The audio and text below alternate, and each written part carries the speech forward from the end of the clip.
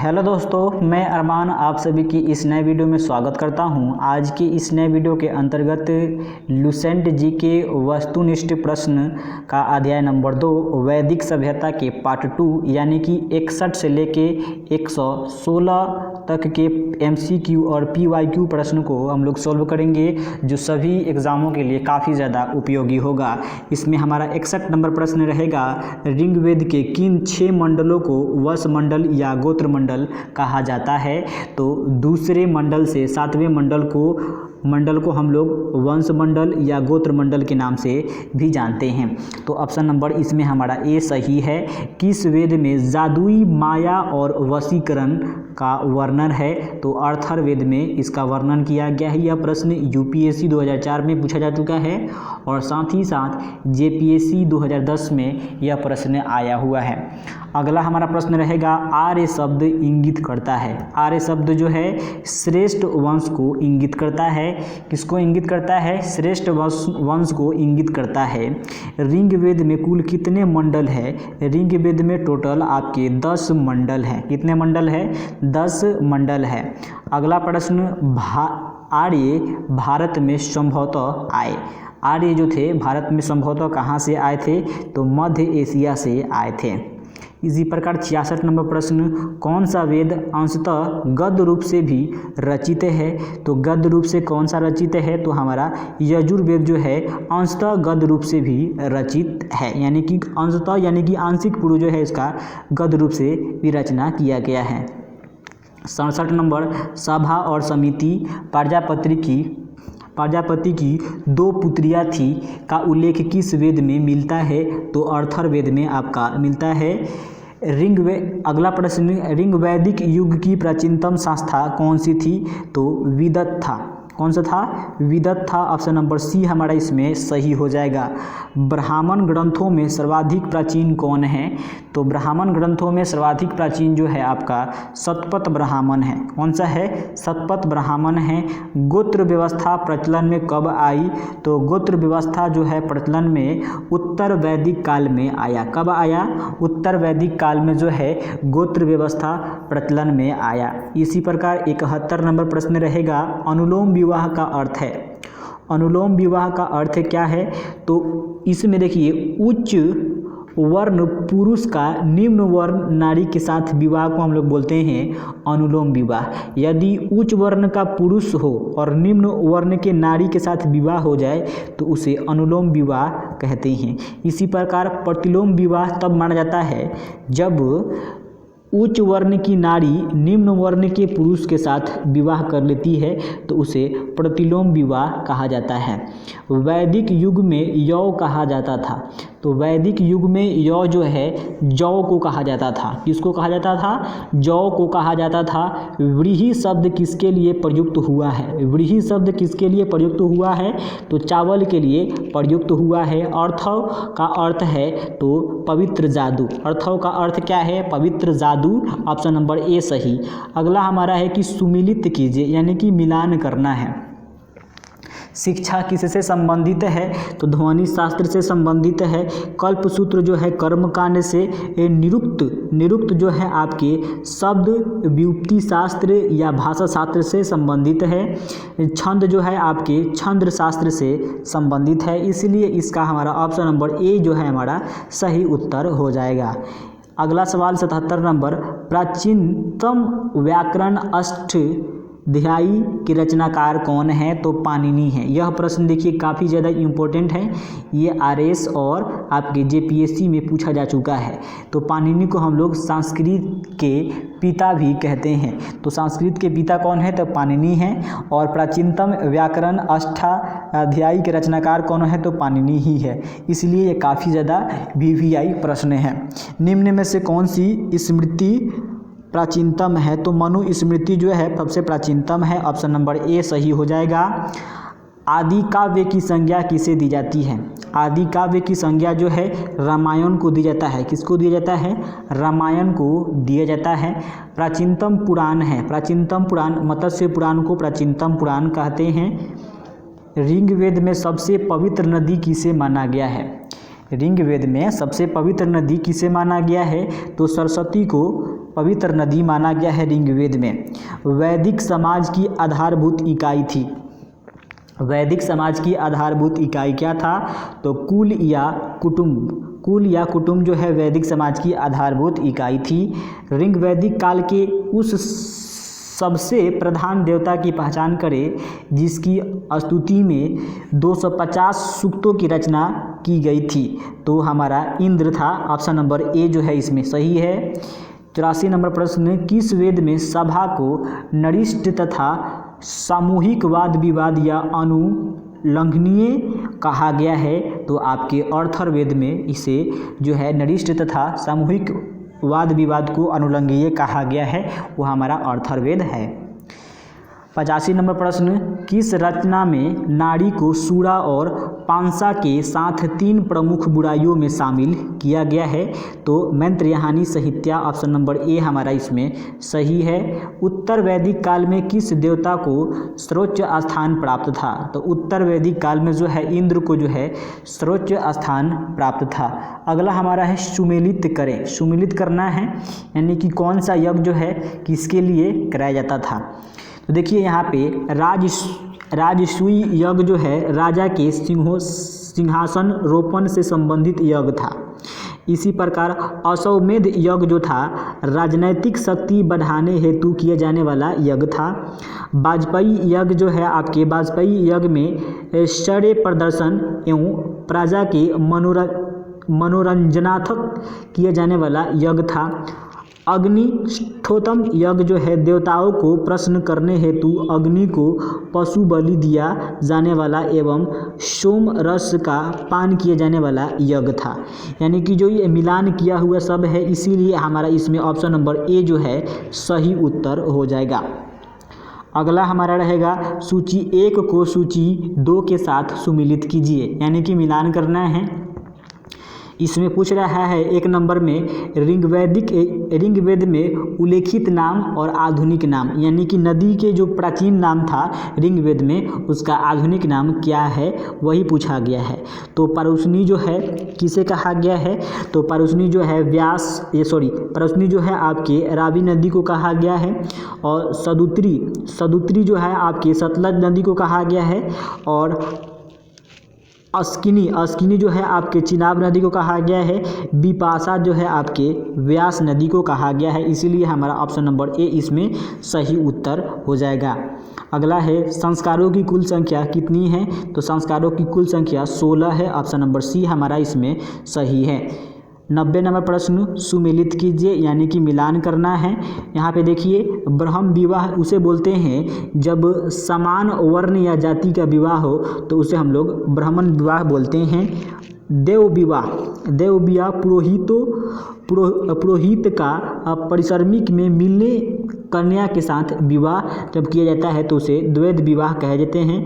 इसी प्रकार आर्ष विवाह जो है कन्या के मूल रूप से एक जोड़ी गाय एवं बैल चुकाकर किया गया विवाह को हम लोग आर्ष विवाह के नाम से जानते हैं। इसी प्रकार प्रजापत्य विवाह ये बिना दहेज का किया गया विवाह है। तो बिना दहेज के किया गया विवाह को हम लोग प्रजापत्य विवाह के नाम से भी जानते हैं। तो ऑप्शन नंबर ए इसमें हमारा सही उत्तर है। सुमिलित करें, यानी कि फिर से मिलान करना है। गंधर्व विवाह बोलते हैं, प्रेम विवाह को बोलते हैं। गंधर्व विवाह प्रेम विवाह को कहा जाता है। आशुर विवाह कन्या को खरीद कर किया गया विवाह को हम लोग आशुर विवाह कहा गया। और राक्षस विवाह जो है पराजित राजा की कन्या या अपहरण की गई कन्या के साथ विवाह को राक्षस विवाह कहा गया है। पैशाच विवाह को इसमें देखिए सोई हुई अवस्था में कन्या को गुमराह कर या मानसिक रूप से अस्वस्थ कन्या को गुमराह कर उसके साथ किया गया विवाह को पैशाच विवाह कहा जाता है। इसीलिए इसका सही उत्तर हमारा ऑप्शन नंबर ए जो है सही है। अगला हमारा है 3 रिंग में शामिल नहीं है। जो 3 रिंग है उसमें क्या शामिल नहीं है, तो उसमें जो है आपके मातृ रिंग जो है शामिल नहीं है, देव रिंग शामिल है, पितृ रिंग शामिल है और आपके ऋषि रिंग शामिल है, मातृ रिंग जो है आपके शामिल नहीं है। रिंग वैदिक काल से संबंधित मृत भांड संस्कृति है। रिंग वैदिक काल से जो संबंधित जो मृत भांड संस्कृति है वो गोरु वर्णी मृत भांड संस्कृति है। ऑप्शन नंबर ए इसमें हमारा सही है। अगला प्रश्न 93 नंबर, उत्तर वैदिक काल से संबंधित मृत भांड संस्कृति है, तो चरित्र धूसर मृत भांड संस्कृति ऑप्शन नंबर बी हमारा इसमें सही है। हरियाणा प्रांत में चरित्र धूसर मृत भांड स्थल किस स्थान पर हाल ही में किए गए उत्खननों से प्रकाश में आया है, तो वह हमारा क्षेत्र है भगवानपुर। ऑप्शन नंबर बी सही। 96 नंबर प्रश्न, प्राचीनतम विवाह संस्कार का वर्णन करने वाला विवाह शुल्क किसमें पाया जाता है? किसमें पाया जाता है? तो आपके ऋग्वेद में पाया जाता है। किसमें पाया जाता है? तो आपके ऋग्वेद में पाया जाता है। ऑप्शन नंबर ए हमारा इसमें सही है। ऋग्वेद में अधन्य यानी कि वध योग्य नहीं शब्द का प्रयोग किसके लिए किया गया है? तो गाय के लिए किया गया है। ऑप्शन नंबर बी हमारा सही हो जाएगा। यह यूपी पीसीएस 2008 और 17 में पूछा हुआ प्रश्न है। सुमिलित कीजिए यानी कि फिर से मिलान करना है। संग्रहित जो है इसमें आपका हो जाएगा ऑप्शन नंबर, देखिए संग्रहित इसमें आपका हो जाएगा, इसको मिलान करेंगे हम लोग एक से, यानी कि कोष्ठाध्याय हो जाएगा इसमें। भाग दूध का जो है मिलान करेंगे हम लोग कर संघर्ता से। और छाता या छत्री जो है पासे के खेल में राजा का सहायक को छाता या छत्री कहा जाता था। अक्षवाप को मिलान करेंगे प्रतिहारी या राजप्रसाद का सक्षक, तो इसमें हमारा सही उत्तर हो जाएगा कूट ए। ऋत या प्राकृतिक संतुलन स्थापित करने के कारण किस वैदिक देवता को ऋतस्य गोप कहा गया है? तो ऋतस्य गोप किसे कहा गया है? तो वरुण को कहा गया है। किसे कहा गया है? वरुण को कहा गया है। निम्नलिखित में से कौन मूलतः जल या समुद्र का देवता था? तो वरुण ही जो था वो आपके जल एवं समुद्र का देवता था। ठीक, तो ऑप्शन नंबर जो है हमारा इसमें कौन सा हो जाएगा? सी हो जाएगा। आगे बढ़ते हैं।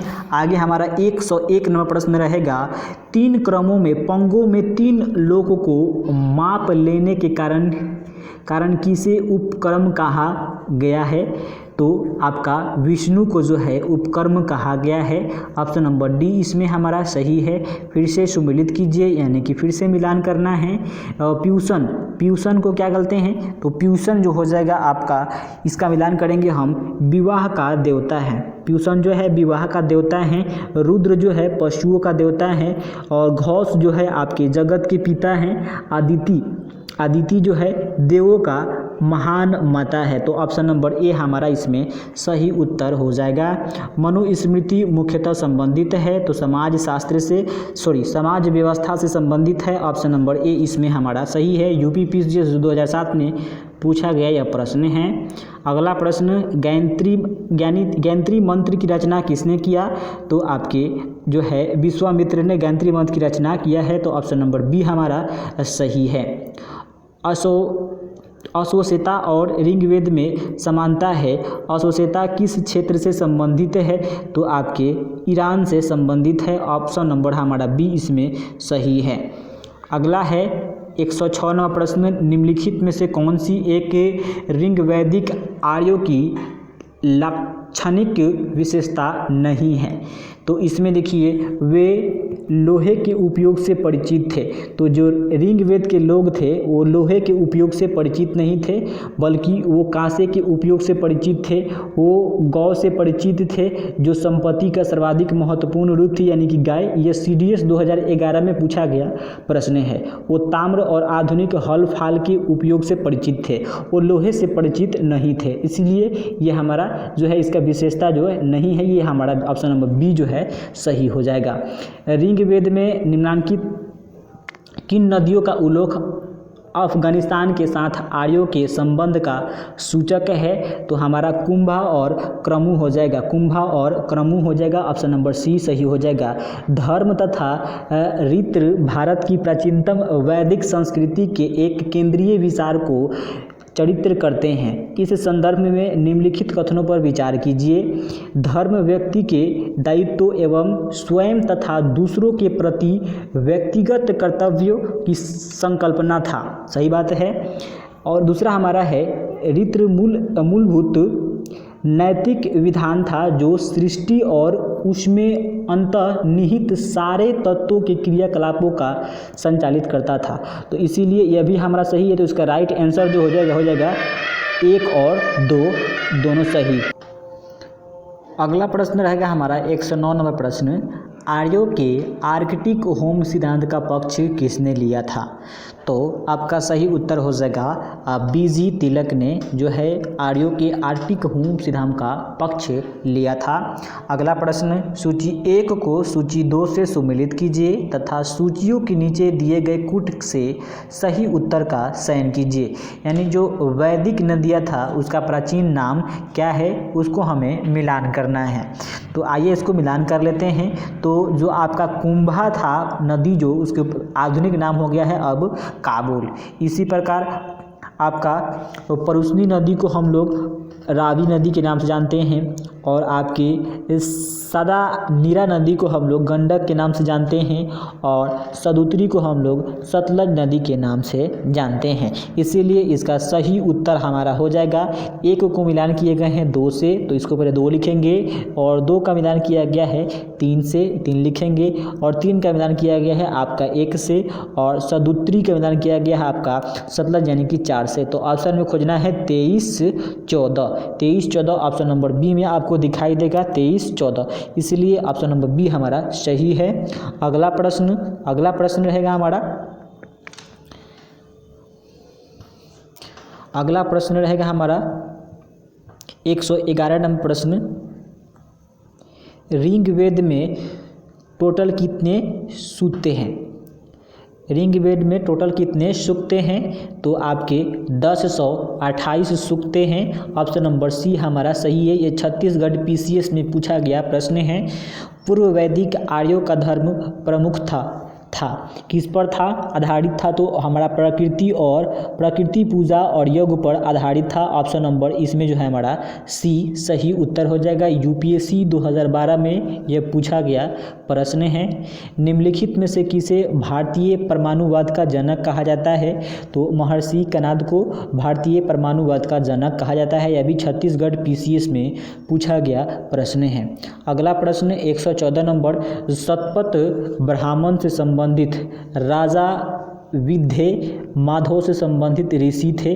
तो हमारा ऋषि गौतम रहुगण यानी कि ऑप्शन नंबर डी हमारा ये जो है सही है। UP PCS में ये पूछा गया प्रश्न है। अगला 115 नंबर सेकेंड लास्ट प्रश्न, ऋग्वेद के 10वें मंडल में निम्नलिखित में से कौन सा स्रोत विवाह हमारी समारोहों पर प्रकाश डालता है? यानी कि जो हमारा ऋग्वेद के 10वें मंडल है वो निम्नलिखित में से कौन से स्रोत विवाह समारोहों पर प्रकाश डालता है? तो हमारा हो जाएगा option number Surya Sukta option number A जो है हमारा सही हो जाएगा। इसी प्रकार 116 नंबर प्रश्न है हमारा, निम्नलिखित में से किस ग्रंथ को सत्य साहित्री संहिता के नाम से भी जाना जाता है? तो महाभारत ऑप्शन नंबर जो हमारा सही हो जाएगा महाभारत ऑप्शन नंबर बी। तो ये था हमारा वैदिक सभ्यता के सभी 116 प्रश्न। तो आप इसके यदि पार्ट 1 को नहीं देखे हैं तो प्लेलिस्ट में जाइए, वीडियो है, एक बार अवश्य देखने का प्रयास कीजिए। और यदि आपको वीडियो पसंद आया होगा तो वीडियो को लाइक कीजिए और हमारे चैनल पर पहली बार आए हैं तो प्लीज़ चैनल को सब्सक्राइब कर बेल आइकन को ऑन करके हमारे परिवार का आप हिस्सा बन सकते हैं। Thank you so much for the watching this video. Love you.